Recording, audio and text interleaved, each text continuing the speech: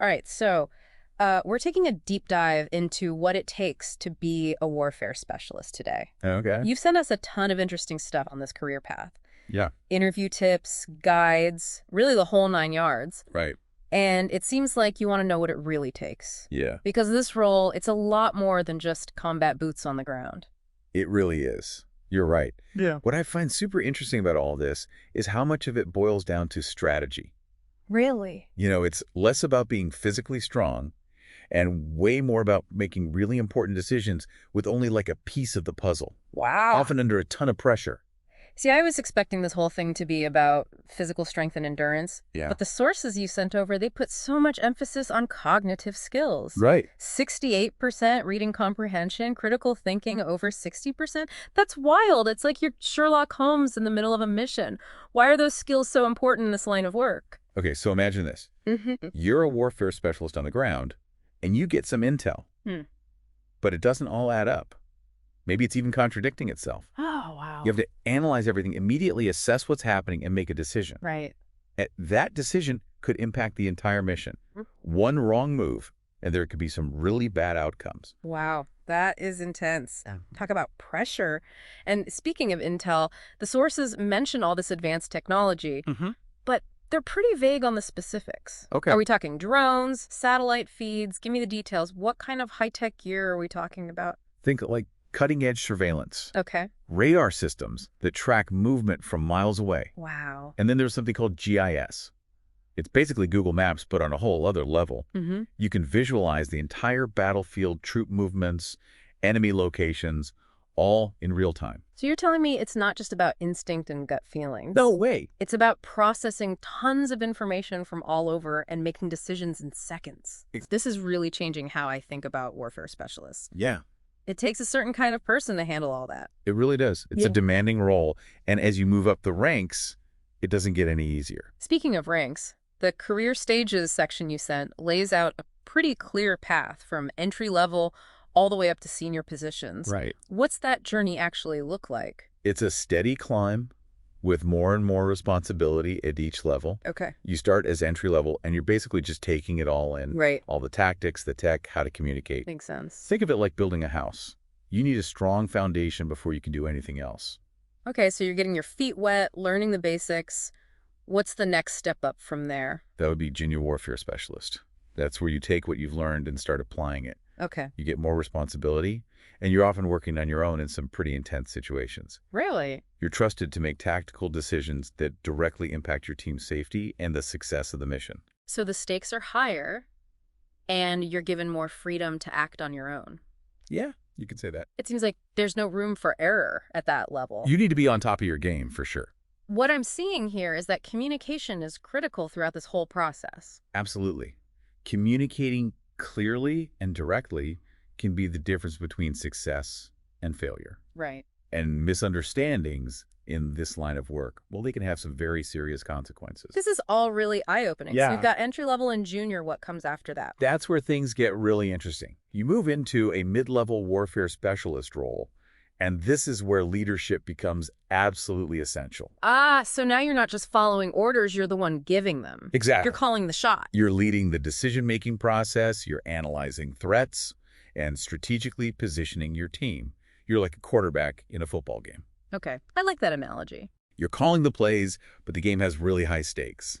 And your success depends on how well you lead, how well you communicate, and how well you perform under pressure. That really drives it home. Right. So you hit mid-level, where does the path go from there? You're talking about reaching the top senior warfare specialist. Wow. This is where years of experience, honed skills, and a deep understanding of warfare all come together. So you're like the general overseeing the whole operation. In a way, yes. You're making strategic decisions for complex operations, often involving multiple teams, sometimes even international collaborations. But it's not just about giving orders from some far-off command center. Right. You're responsible for every single person under your command. You're making the tough calls that keep them safe and make sure the mission is a success. The weight of that responsibility, it must be immense. It makes you think about the human cost of war. It does. The emotional toll it takes, not just on the soldiers, but on their families back home, too. You're right. It's a sobering thought and something that every warfare specialist carries with them. but we can talk more about that later. It's easy to get caught up in the tactical side of things, the boots on the ground aspect. Sure. But what really stood out to me in these materials was the focus on constantly learning. Oh, really? It's not something you just learn once and then you're good.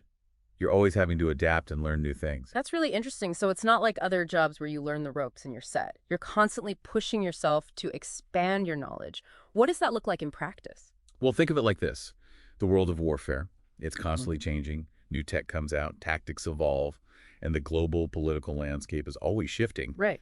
To stay ahead of the game, warfare specialists, they have to be like sponges, constantly absorbing information. So how do they actually do that? Are we talking like weekends, seminars, online courses? What's the deal? It's a real commitment to staying in the know.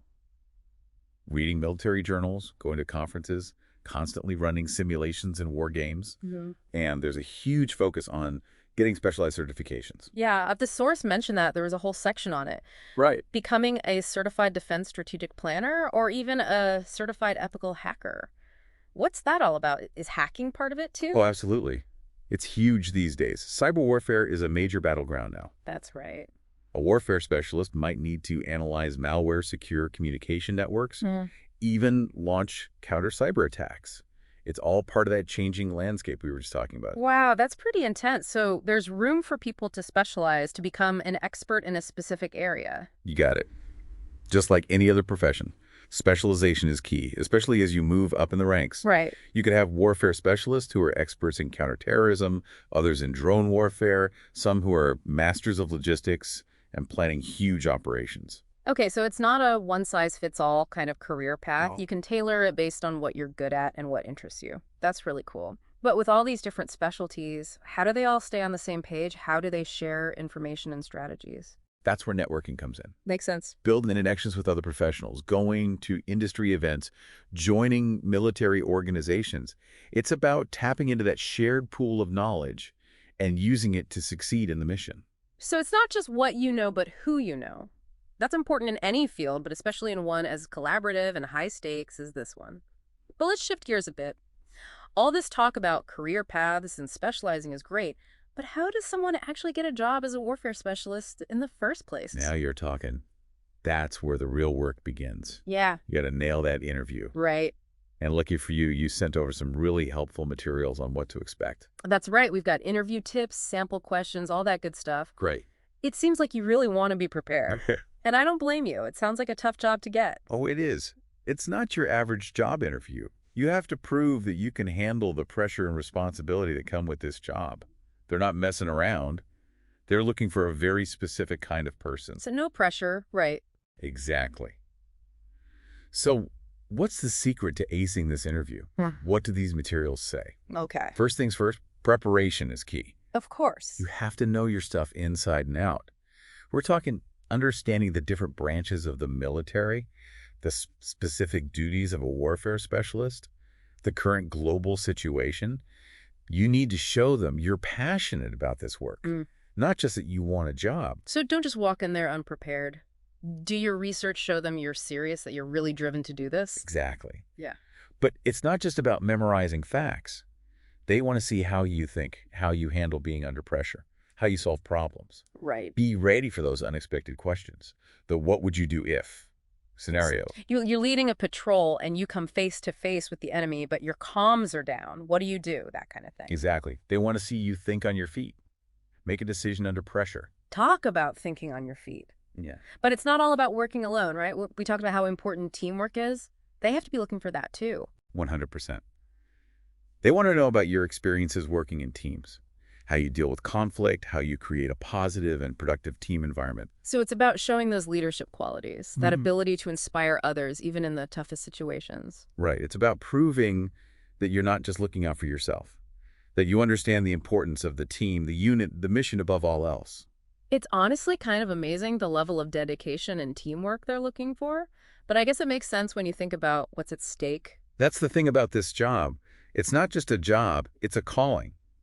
And that interview process, it's designed to weed out the people who aren't really cut out for it. Makes sense. So we've talked about knowing everything, showcasing your experience, and proving you're a team player. Any other tips for absolutely crushing that interview? One more thing, and it's important. Be yourself. Authenticity is key. They've seen it all. They can spot a fake a mile away. Mm. Just be genuine, be honest. Let your real personality come through. Don't try to be some super soldier cliche. They want the real you. Exactly.